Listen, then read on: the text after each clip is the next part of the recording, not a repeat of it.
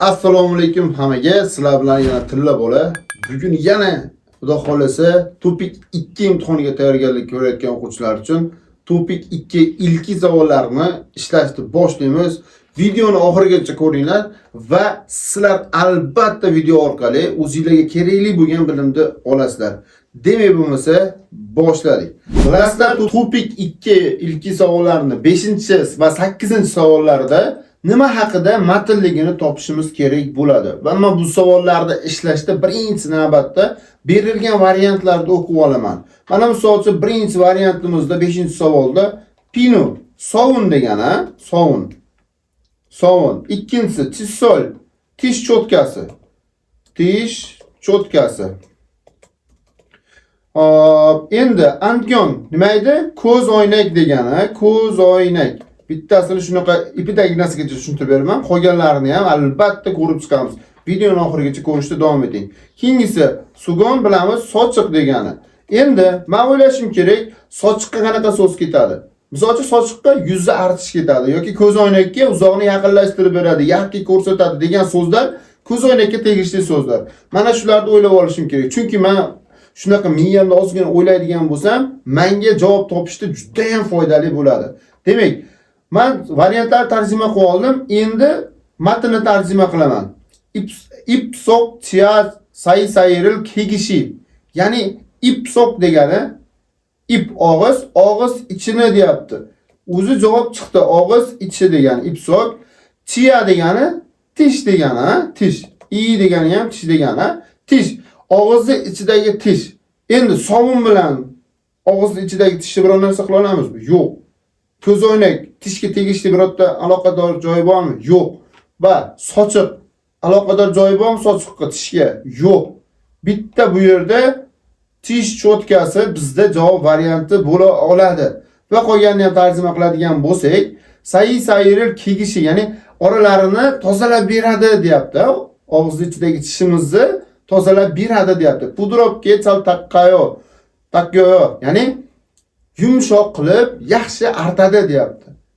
Demak, tish cho'tkasi yumshoq, tozalab tishlaringizni artadi degan ma'noda tushunib olsak bo'ladi. Ya'ni mana ipsok, tia va takda, bari kegishi, toza degan so'zlar hammasi bizda tish cho'tkasiga bog'liq so'zlar hisoblanadi. Mana shunday ishlashingiz mumkin. Keyingisini ko'rib chiqamiz.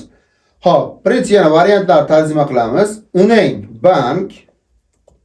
bank, sozom kitob do'koni, kitob do'kon. Keyingisi, hop, Yutsimonni bilasizlar, bog'cha degani, bog'cha, utsaguk bizda pochta. Endi yana siz ham o'ylashingiz kerak, bularga qanaqa so'zlar ishlaydi. Ozgina bir marta o'ylab olsangiz bo'ladi. Xo'p, demak, aydiri yeppin kunqwa himangil kiyotsunun kot. Ya'ni bolalarning chiroyli orzulari, tushlari va orzularini o'stirib beradigan joy. Bolalardi deyapti. Bolalar qaysi so'zga, qaysi variantimizga to'g'ri keladi? Bola degani bankga aloqador emas, to'g'rimi? Keyingisini o'qib qo'yaylik. Pomoye ma'muro posalpimnida. Wow! Ota-onalardek g'amxo'rlik qilamiz deyapti. Bolalarimizga qayerda ota-onalardek g'amxo'rlik qilishadi? Albatta, to'g'ri javob topdingiz. Demak, Yutsion bog'chada bolalarimizga ota-onalaridek g'amxo'rlik qilishadi. Aytganimdek, variantlar bilan siz signal so'zlar bilan ishlasangiz, bu testni ishlash juda ham oson va siz albatta imtihonda yuqori darajani, yuqori ballni mana shu testlarda olib chiqishingiz mumkin. Bu testlarda umuman xato qilishga haqqingiz yo'q. Demak, bu yerda hech qachon bu yerda kitob do'koniga, bankka yoki pochtaga aloqador so'zlar ketmaydi. Keyingisini ko'rar ekanmiz. Keyingisi kongan kvalli variantlarni ko'rib olamiz. Sog'liqni nazorat qilish degani sog'liqni boshqarish deb qo'ysak ham bo'laveradi. Boshqarish. Keyingisi andon, unjon, xavfsiz mashina haydash. Xavfsiz mashina minish. Va chonva yezol, telefon qilish odobi. telefon odobi. Xo'p, so'rayapsiz qisqan tejash odati. Tejash ya'ni bu pulni tejash, odati. Maytdagi yeyjolni tartib qoidasi desak ham bo'laveradi, tartibi desak ham bo'laveradi. Tartib yoki odob axloqlar deb kelsak bo'laveradi. Demak, ko'ramiz. Kedaniro tanigi, ya'ni zinapoyadan qatnash, haru 30 kun undongagi, ya'ni bir kunda 30 daqiqa sport bilan shug'ullanish. Agar siz zinapoyadan qatnasangiz, bu degani 30 daqiqa sport bilan shug'ullanyapsiz degan ekan.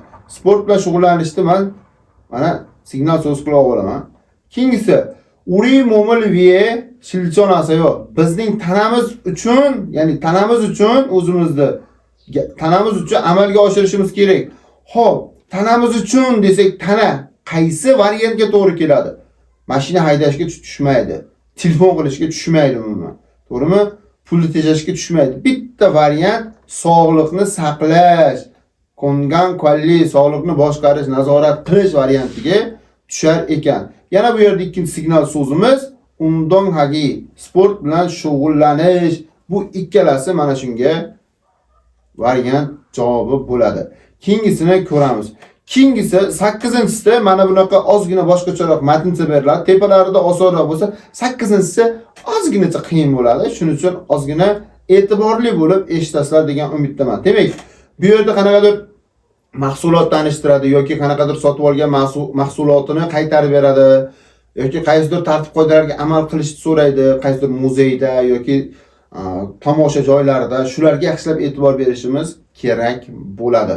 Demak, yana variantlarni men nima qilaman? Tarjima qilib olaman. Kollam kichik. Tomosha qilish tartibi. Tomosha qilish qoidasi deylik, Kichikni qoida desak ham bo'ladi.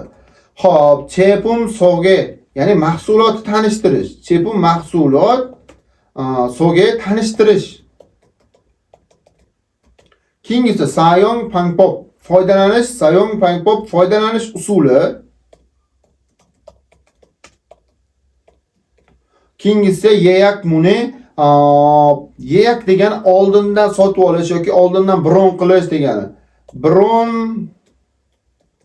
Bron qilishga murojaat, qilish murojaati. Qisqa yozib ketyapman. Endi siz nima qilishingiz kerak? O'qiysiz, nimani aytyapti, mashinalarning ichidan topishingiz kerak bo'ladi. Juda ham oson, faqatgina yaxshi tarjima qila olsangiz, bundan ham signal so'zlar chiqadi. Qarang. Kongyongjang, birinchi signal so'z, tomosha joyi. Tomosha joyi. Yozib olamiz, tomosha joyi. Chunki har bitta testda siz yangi so'zlarni tomosha joyi yozib olsangiz, keyingi testlarda shu so'zlar chiqadi. Har bitta so'zni yodlab kelsangiz, so'z boyligingiz ortib yaxshi darajaga chiqib qolasiz. Xo'p, tomosha joyi neso sajin svaryongul kimji hamnida. Rasmga olish taqiqlanar ekan tomosha joyida. Qayergadir kirdingiz, tomosha qilgani rasmga olish taqiqlanar ekan. Svaryon kimji degani rasm suratga olish taqiqlanadi, deyapti. Hüdetsonhani chonolib qilgona sintomri hech hech yo'q. Ya'ni qo'l telefonlaringizni chonolib qida degani o'chirib qo'ymoq degani, to'kidan o'chirib qo'ymoq degani yoki tintong degani yozib qo'yinglar. Tintong vibratsiya degani, bilamiz, vibratsiya. Vibratsiya qilib qo'ying, yo o'chirib qo'ying, yo vibratsiyaga qo'yib qo'ying, ya'ni ovoz chiqmasin deyapti.